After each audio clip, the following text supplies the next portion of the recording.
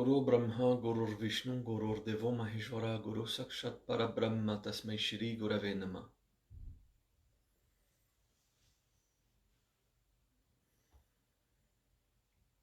Gurur Brahma, Gurur Vishnu, Gurur devo, Maheshwara, Guru sakshat param Tasmai, shri gurave namah.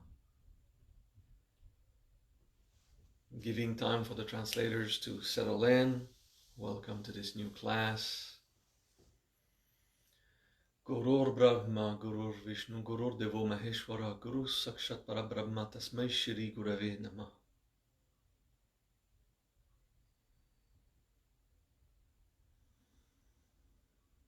Gurur Brahma, Gurur Vishnu, Gurur devo, Maheshwara, Guru sakshat param Tasmai, shri gurave namah.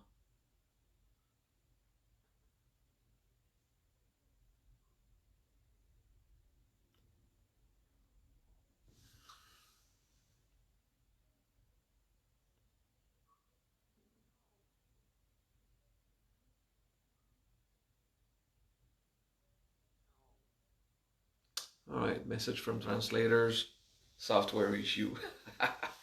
It happens.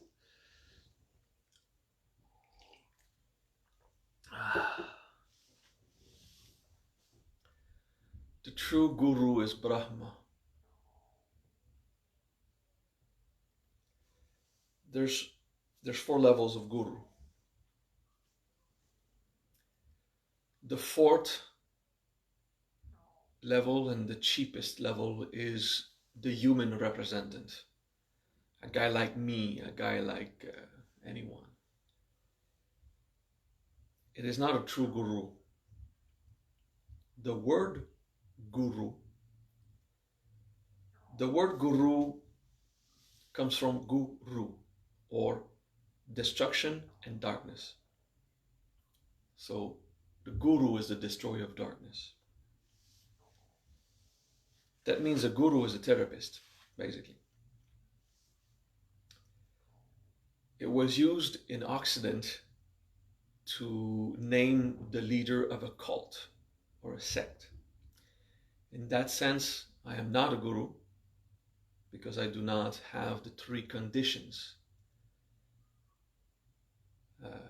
I don't want to be right. I don't tell my students what to do in their lives. I don't have elective decision. We were not chosen by God, and we are not an elite. We're just ordinary people doing our best. So it's not a cult.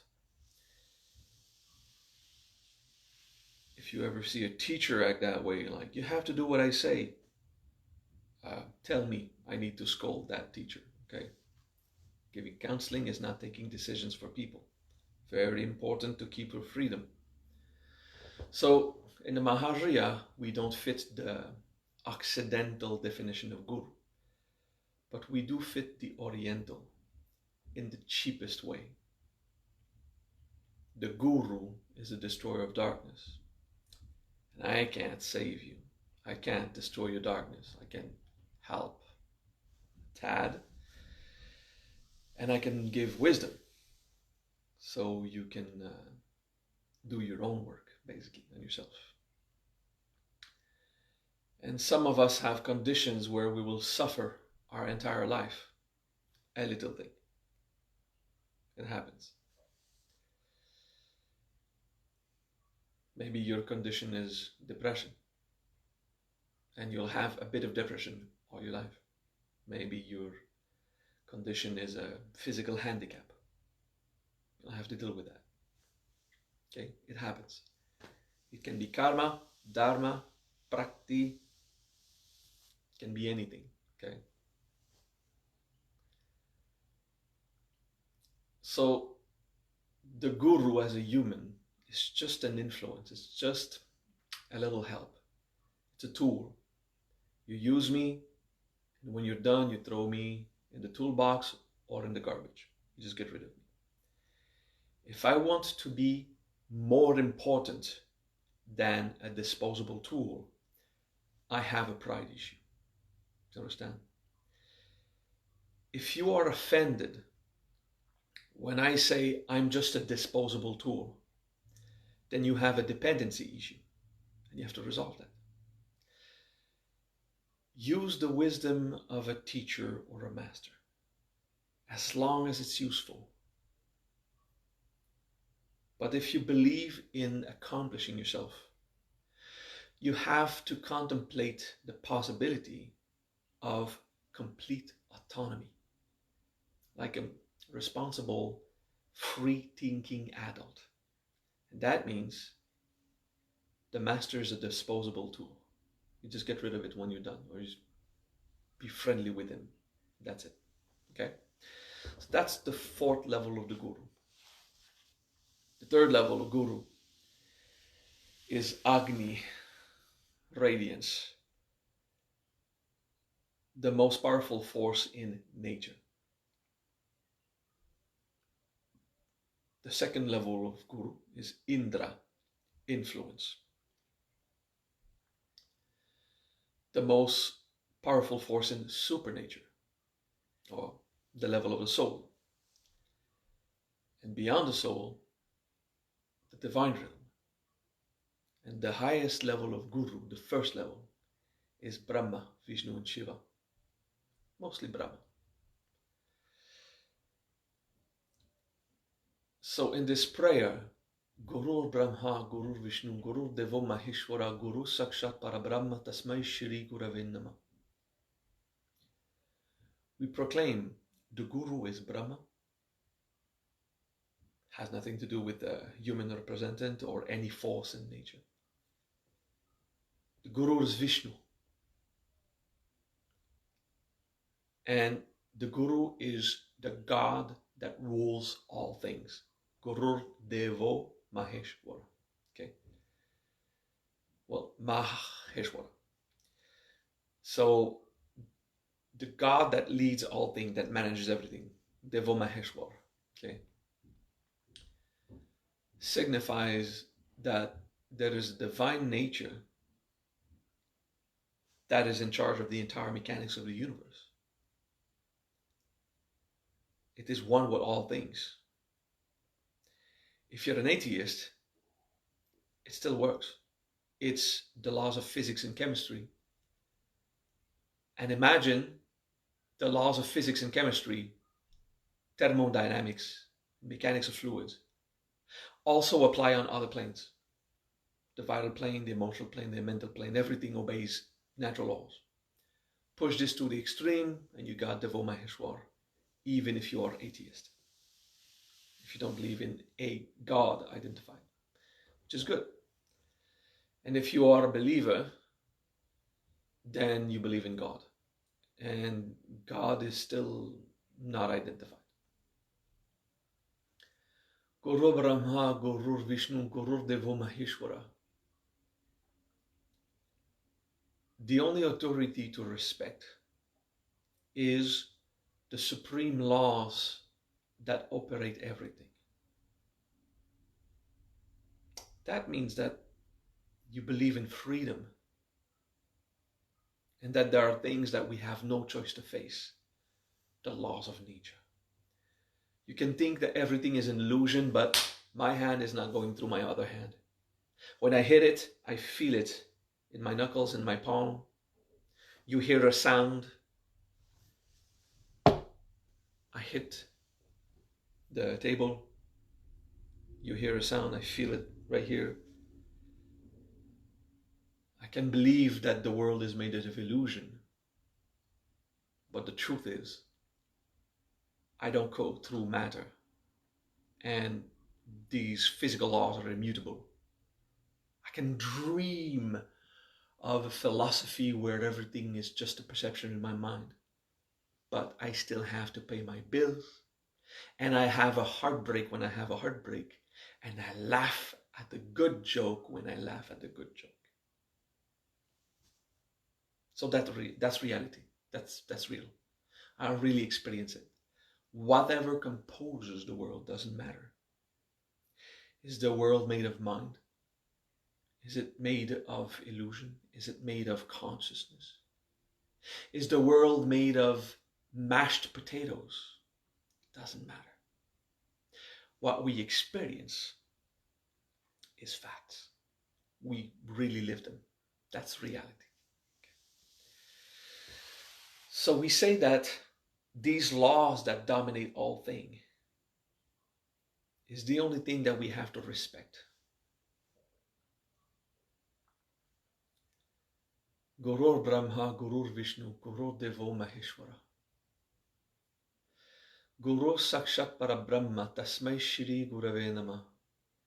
And if I'm going to have any kind of religious behavior, this is not the pure translation, it's a teaching on that.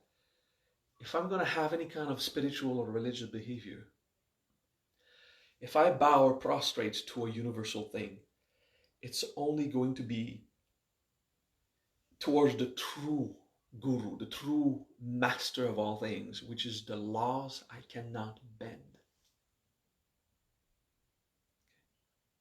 Oh wow, you got it right there.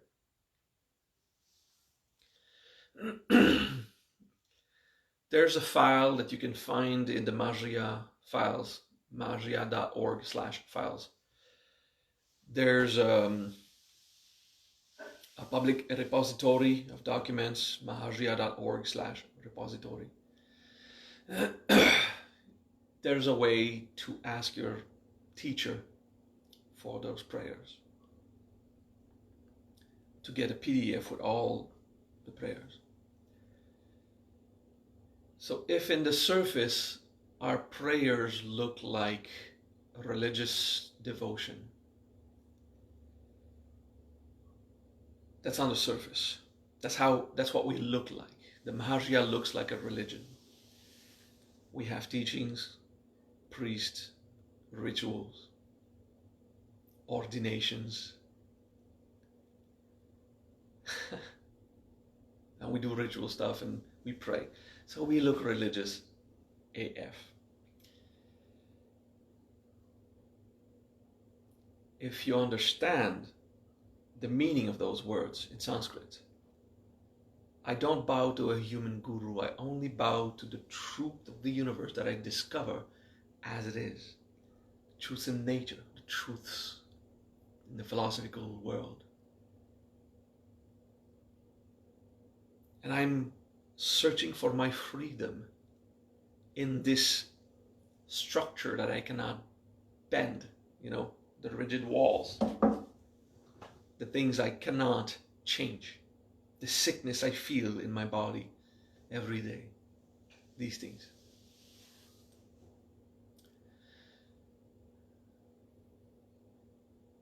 There is no enslavement in the world.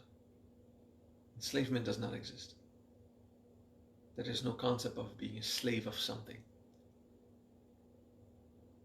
There are specific components of reality we have no other choice to face. Because we're incarnate and we have not mastered the third dimension, the physical world of manifestation. Oh, I'm sorry, I said third dimension. Now you're gonna have hippies throw words like the fourth dimension, the fifth dimension. What the fuck does it even mean? Okay, it's all gibberish.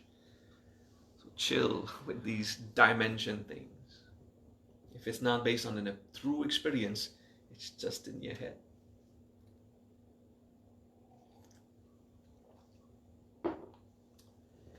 But if you think you have to obey your boss, that you are not free, that's a lie. You don't obey your boss.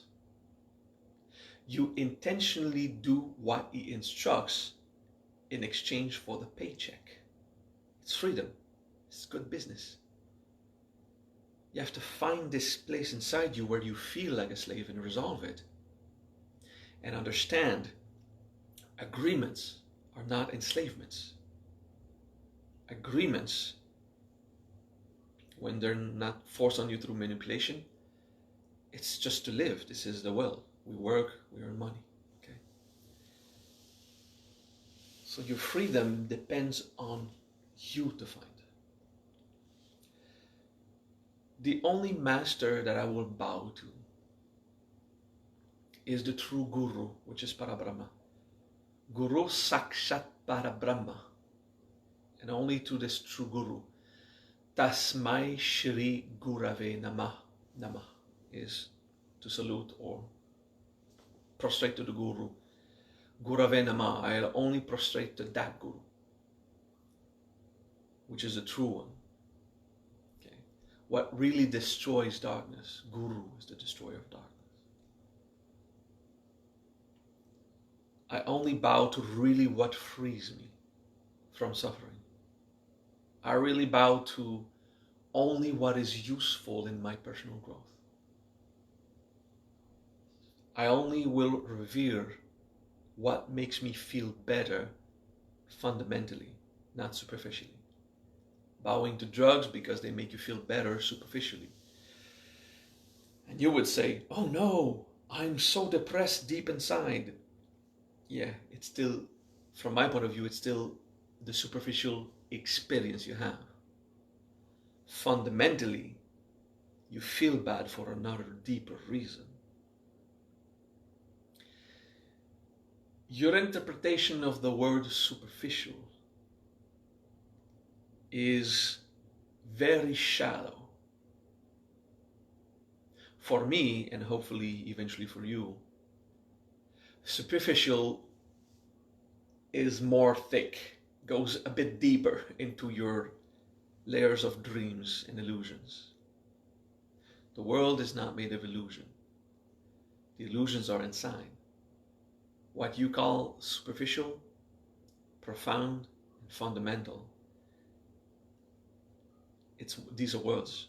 Depends on how you define them. Okay. So for me, taking drugs to stop feeling depressed, you think depression is fundamental and the drugs is superficial. You would think depression is fundamental because of your interpretation of the word fundamental and the word superficial. But depression, even if it looks profound or seems profound, is still superficial. In my book, it's still the manifestation of something else deeper.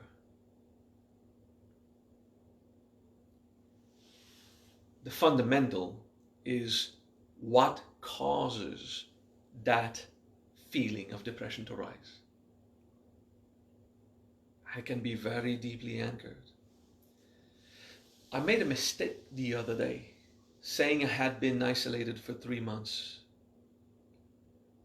I checked my calendar because a friend says, why do you say 3? It's 2. I checked my calendar, it's 2.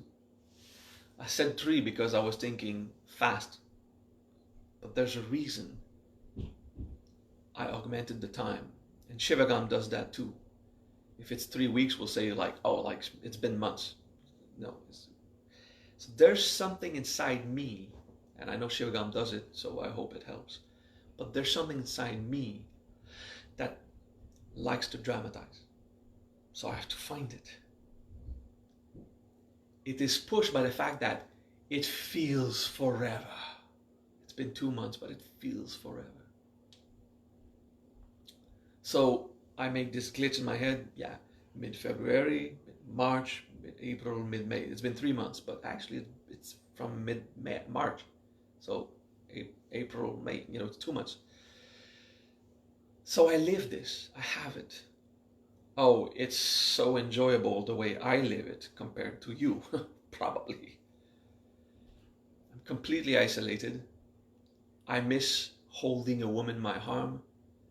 I miss joking in the presence of friends. Online chat doesn't cut it. Masturbation is not gratifying. It's not the true experience that I'm looking for. I'm not dramatic about it, but I live it. Abandonment is deep inside. I share my experience really how I share it to inspire you a maximum. If it was just to brag how I live it, would be useful. I would shut up. There's a lot of things I don't say because they're not useful. But now I share this hoping that it inspires you. going deep into the abandonment. My real life friend, Ryan Gebert, he shared a quote that I said years ago. And I forgot the quote. It's about, at the core of abandonment, you have unity, but you can find that when you let go of importance. Okay, yeah, that's a quote. So I said, wow, this is so cool. This is exactly what we need in quarantine. Remember, all this depression, this anxiety, this loneliness rising, deeper, it's abandonment. That is profound. But deeper than that is unity, trying to rise. And all the places inside, deep in my subconscious, that want to feel important. It produces surface tension, like on the surface of water or on the surface of potential. So wanting to be important causes a surface tension that keeps the abandonment above and the unity below. Pay attention inside and feel it. You would think on the surface, I don't feel important. I don't need to feel important. It's much deeper. If you feel, I actually feel not important at all, that's my problem. If you feel not important and it disturbs you, it means that something wants to feel important, or else it would not disturb you of feeling not important to the world. Okay, so this is an example of how to understand the feeling of importance. If you say, I have no important feelings, maybe we have to broaden what it means to feel important. I just want people to respect me. Okay, we're getting somewhere here. Okay, if you feel disrespected, people owe you nothing. No one owes you respect. It's fun when you have it, but when you don't have it, no one owed you respect. They were talking, it was words, you felt insulted, but it's just sound. You're the one with the need of feeling important. So I'll let you do your work on your own. There's a million scenarios we could invoke to guide you. Any part of you that wants to feel important has to do with me and the others and the image. We're human, eh? I was happy to see that I dramatized time. It's 2 months instead of 3. Well, it's still what it is, 2 months. And what I feel feels long forever. Because emotions are eternal. Or, they're intemporal and they feel forever. I'm happy that Ryan posted that quote that I said a while ago. It inspired this class today.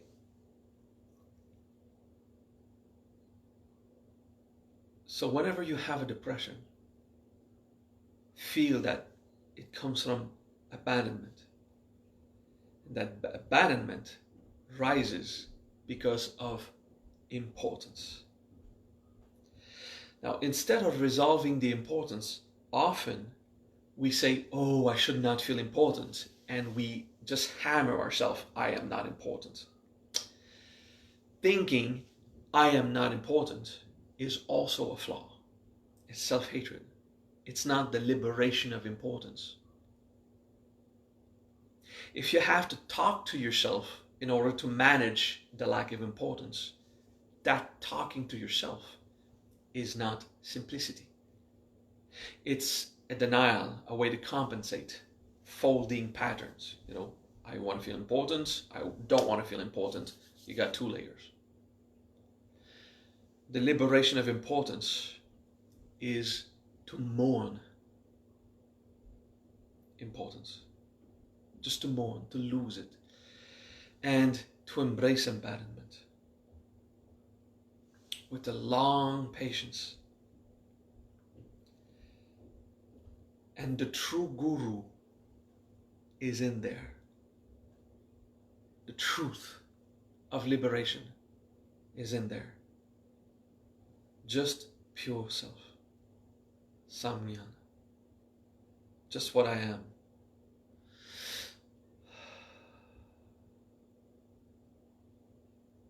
My own need of self-importance is a surface tension that keeps abandonment rich and unity away. Trying to find tricks in my mind to liberate that self-importance, it won't work. Only a genuine embracing of how much I felt hurt in my pride, in my life, and mourn it. Patience. Observing the tension of importance, keeping the loneliness rich and high.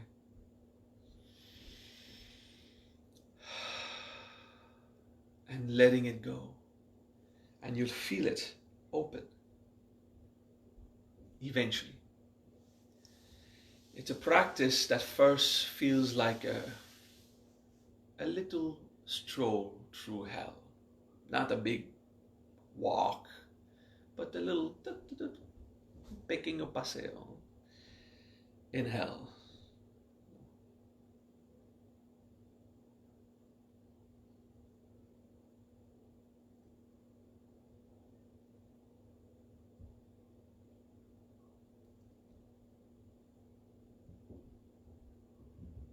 Self-importance is not to be confused with self-love.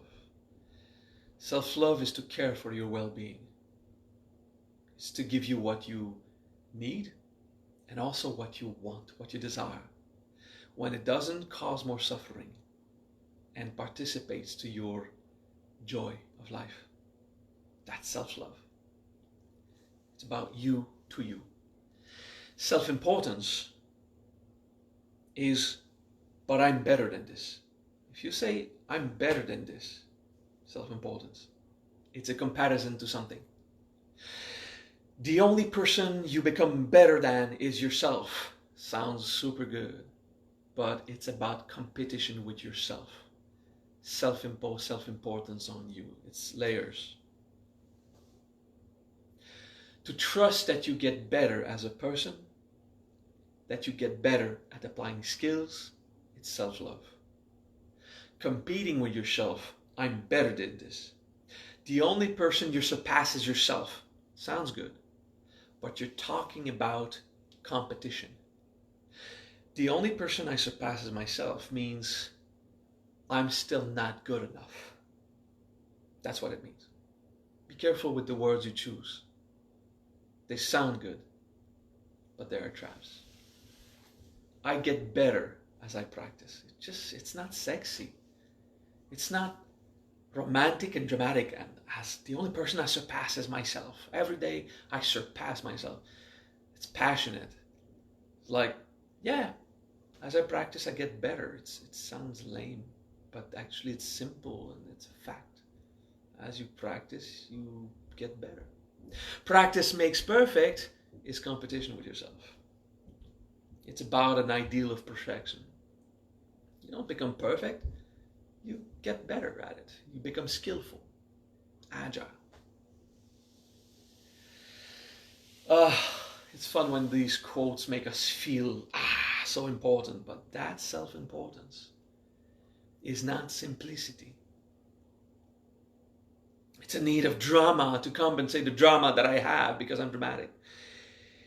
It's, surpass yourself every day is a performance need to satisfy your own need of self-importance. But I'm gonna be better than that. No, you get better. It's a natural process. Better than that or than me is competition. I'm just trying to find other stories that your subconscious use to show you how deep it goes, to help you find simplicity. It doesn't make me feel like a superhero, but if you practice a skill, you get better at it. I practice personal growth, so I get better at it. One step at a time.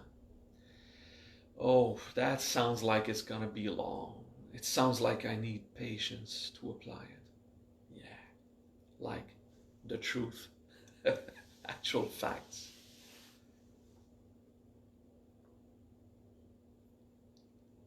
These facts, simplicity, things as they are, and the resolving of that self-importance.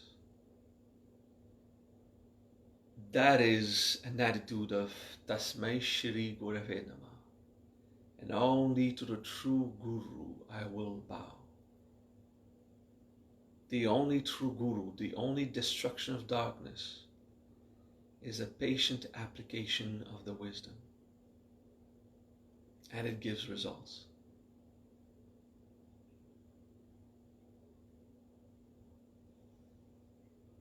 Self-importance, the one we project outside, reflects our own inner competition. That inner competition is not self-love, it's self-hatred. It maintains a tension surface on the potential of abandonment and makes unity, equality, oneness away.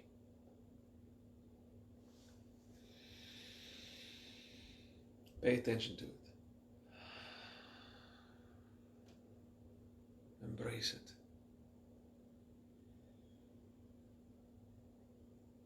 How much do I need drama to feel important to myself? Because I don't have enough self-love, I'll compensate with a dramatic image of me. I am important.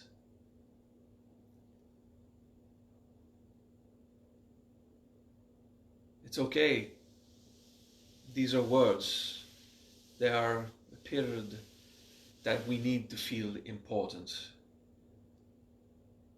When we don't have enough self-love to care for ourselves, we'll use productively our own pride to say to ourselves, I am important, so I will care for myself. And you'll use your own pride. I'm better than that. I'm going to do what's good for me. Yes, please do that. Until you have so much self-love that self-importance is not required anymore. It's still arrogance folding on itself. It's a stepping stone.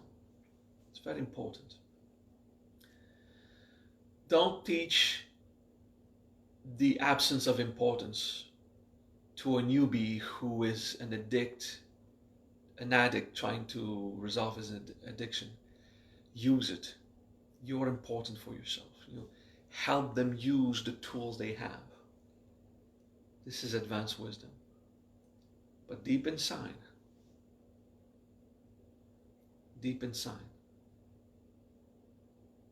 you do your work in that way. Feelings of self-importance, the need of drama to make myself feel alive and not depressed. The power trip of, I'm better than this. I am just a simple person, a simple being here, progressing.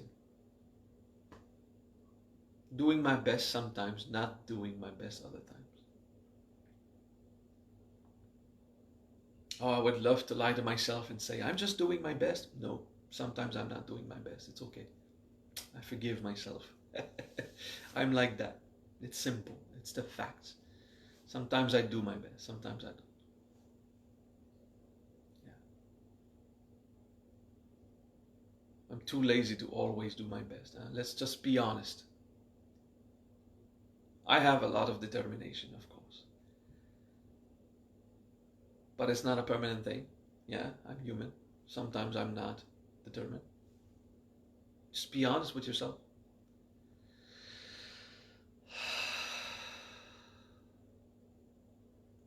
It's okay. I objectively can see that I'm doing pretty good. considering the battle I had at 1 o'clock this morning trying to sleep and could not or would not. Yeah, I've got this loneliness, and it's genetic, it's in the flesh. Mentally, I'm so glad to be by my own, just doing my processes and taking care of my emotions, playing tons of video games. Emotionally, I miss the affection, but I'm okay without it.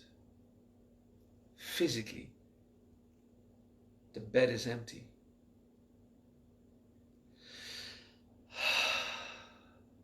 It's deep. Like, where's that external thing that makes me feel part of a clan, part of a family? It's empty. So it's massive. It's in the animal plane. It's deep. It's important to be honest. For me, I live that. Oh, don't worry about me. It's not dramatic. I'm using it because I live it. Probably very mild compared to you guys, but I take these little things and I use them. It's deep inside. In my code, in my genetics, something has to be in a certain way, and obviously it is not. And that means I cannot force an external phenomena that is not there. I will accept nature as it is. Tasmai, shri, gurave, namah. Only to the true facts will I bow. And that will bring liberation by accepting the facts.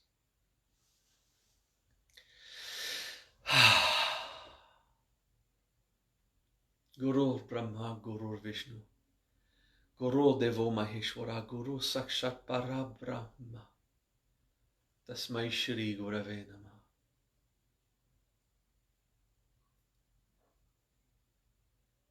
I'm hoping to inspire you. The devotion to your personal growth. The patience. The patience required. Because every potential, as massive as they are, especially animal, genetic, they push hard and they cause your mind to produce other fantasies to follow, pulling you out of the integration. So when you realize that, go back to this profound surface tension of the genetic loneliness.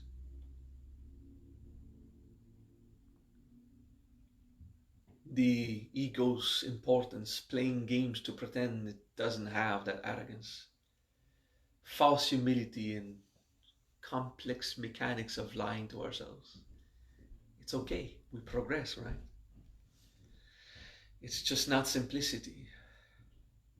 You can have a lot of simplicity in many places and still lack simplicity in other places. We are progressing.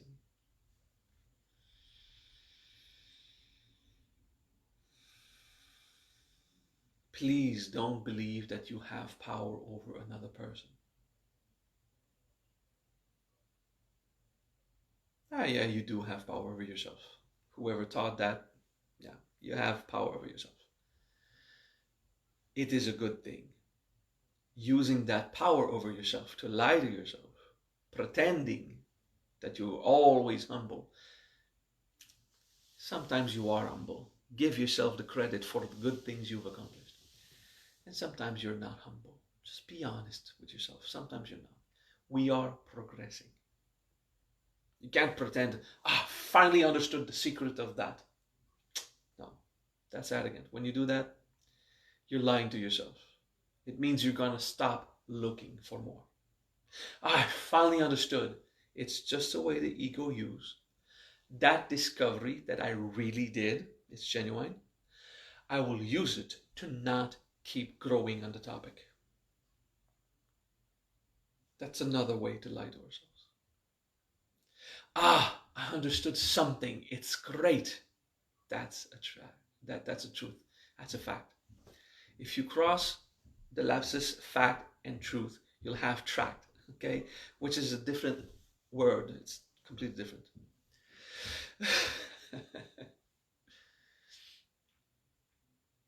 Only works in English, I think.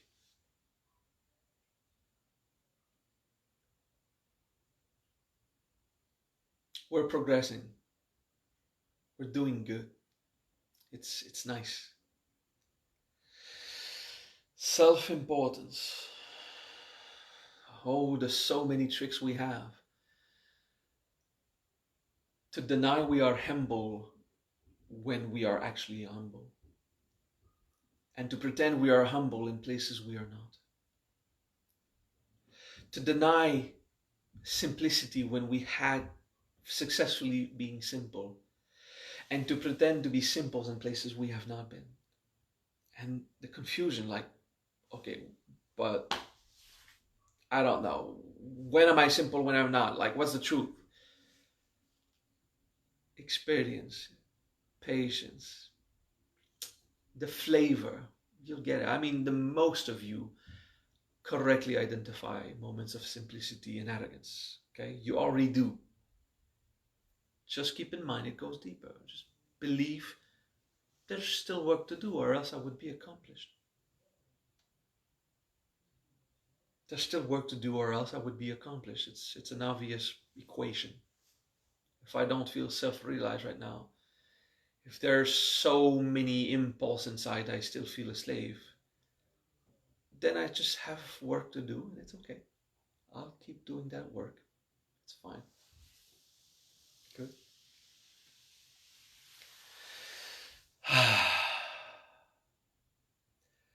Gurur Brahma, Gurur Vishnu, Gurur devo Maheshwara, Gurur sakshat param Tasmai, shri gurave namah. Oh God, the fundamental truth of all things, this is what I truly bow to. And I will take time to discover what is that truth of all things, what it means. Simple facts, universal mechanics, great revelations. And patiently discover my self-importance.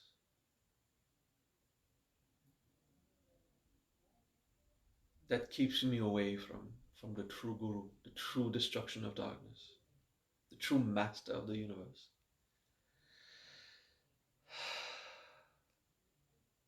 It's patiently working on ourselves. Huh? That's what we do. We work on ourselves. A nice saying I saw a while ago, not so long ago. A guy says, I meditate just 10 minutes every day, and I feel I can conquer the world. There's another dude that says, meditate 1 hour a day, and you won't need to conquer the world. Let's apply this to personal growth. If you do 10 minutes of mantra every day, you won't feel like you can conquer the world. You'll feel good. It will make the entire day better. If you do it for half an hour, it's a challenge, but you'll get better. If you do 1 hour of work on yourself, and if it's too hard to do integration 1 hour, or do mantras 1 hour, do 20 minutes of mantras, 20 minutes of personal growth at another time, and another 20 minutes at another time of something else. It's just relaxing with the city. Like a different meditation than the contemplation. I like to find your ways, prayer. I'm trying to be creative here and I kind of confuse you. So it's okay, just try to do more than 10 minutes every day. For some reason, there's a threshold of 20 minutes. When you cross the 20 minutes total in your day, I say do more than 10 just to encourage you, because when you start to do more than 10, then you just go for much longer periods. It's natural. after more than 20 minutes, there's something that breaks inside, a limit that breaks inside, where you can feel so much better. Okay? I mean, if you play video games, always play more than 20 minutes in your day. It's very important. If you meditate or do spiritual practice, do more than 20 minutes. 1 hour is like an objective for most of you. And if you don't reach that objective, remember that objective is a dream, a recommendation from a temporary tool guru that spoke online in a class.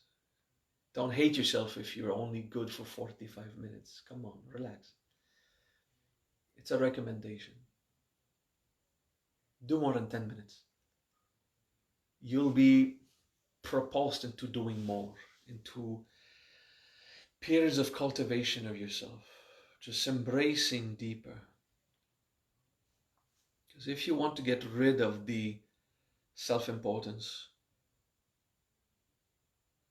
dissolve the deep abandonment, find oneness in all things, you'll need more than 10 minutes at a time. 10 minutes just starts grinding the surface. And if you stop, it might reform, it might not. Patience. It's a success.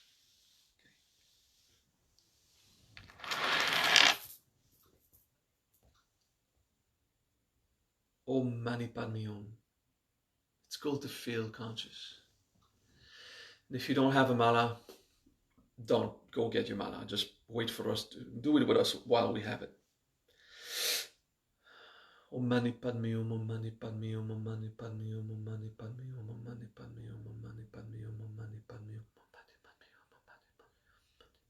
Om Mani Padme Hum, Om Mani Padme Hum, Om Mani Padme Hum, Om Mani Padme Hum, Om Mani Padme Hum, Om Mani Padme Hum, Om Mani Padme Hum, Om Mani Padme Hum, Om Mani Padme Hum. Padme Hum, Om Mani Padme Hum, Om Mani Padme Hum, Om Mani Padme Hum, Om Mani Padme Hum, Om Mani Padme Hum, Om Mani Padme Hum, Om Mani Padme Hum, Om Mani Padme Hum, Om Mani Padme Hum. Om Mani Padme Hum, Om Mani Padme Hum, Om Mani Padme Hum, Om Mani Padme Hum, Om Mani Padme Hum, Om Mani Padme Hum, Om Mani Padme Hum, Om Mani Padme Hum. Mani Padme Hum, Om Mani Padme Hum, Om Mani Padme Hum, Om Mani Padme Hum, Om Mani Padme Hum, Om Mani Padme Hum, Om Mani Padme Hum, Om Mani Padme Hum. Om Mani Padme Hum, Om Mani Padme Hum, Om Mani Padme Hum, Om Mani Padme Hum, Om Mani Padme Hum, Om Mani Padme Hum, Om Mani Padme Hum, Om Mani Padme Hum, Om Mani Padme Hum, Om Mani Padme Hum, Om Mani Padme Hum. Om Mani Padme Hum, Om Mani Padme Hum, Om Mani Padme Hum, Om Mani Padme Hum, Om Mani Padme Hum, Om Mani Padme Hum, Om Mani Padme Hum, Om Mani Padme Hum, Om Mani Padme Hum, Om Mani Padme Hum, Om Mani Padme Hum. Mani Padme Hum, Om Mani Padme Hum, Om Mani Padme Hum, Om Mani Padme Hum, Om Mani Padme Hum, Om Mani Padme Hum, Om Mani Padme Hum, Om Mani Padme Hum, Om Mani Padme Hum. Mani Padme Hum, Om Mani Padme Hum, Om Mani Padme Hum, Om Mani Padme Hum, Om Mani Padme Hum, Om Mani Padme Hum, Om Mani Padme Hum, Om Mani Padme Hum, Om Mani Padme Hum.